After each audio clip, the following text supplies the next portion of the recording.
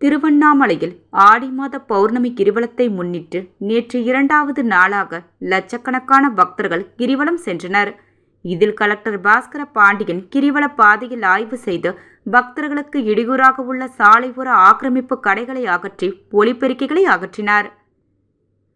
திருவண்ணாமலையில் உள்ள மலையையே பக்தர்கள் சிவனாக வழிபட்டு வரும் நிலையில் பௌர்ணமி தோறும் 14 கிலோமீட்டர் சுற்றளவு கொண்ட மலையை ஞானிகள், சித்தர்கள், மகான்கள் உள்ளிட்டோர் கண்ணுக்கு புலப்படாமல் கிரிவலம் செல்வதாக பக்தர்களின் நம்பிக்கையாக உள்ளது. அந்த நேரத்தில் கிரிவலம் சென்றால் அருணாச்சலேஸ்வரரின் அருளாசியையும் ஞானிகள், சித்தர்கள், மகான்களின் ஆசியும் கிடைக்கும் என்பது பக்தர்கள் நம்புகின்றனர்.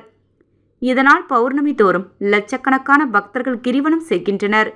இதில் 20ஆம் தேதி மாலை 6:10 மணி முதல் 21ஆம் தேதி மாலை 4:51 மணி வரை பௌர்ணமி திதி இருப்பதால் இந்த நேரத்தில் கிரிவலம் செல்ல உகந்த நேரம் என கோவில் நிர்வாகம் அறிவித்துள்ள நிலையில் இன்று 2வது நாளாக லட்சக்கணக்கான பக்தர்கள் கிரிவலம் சென்றனர்.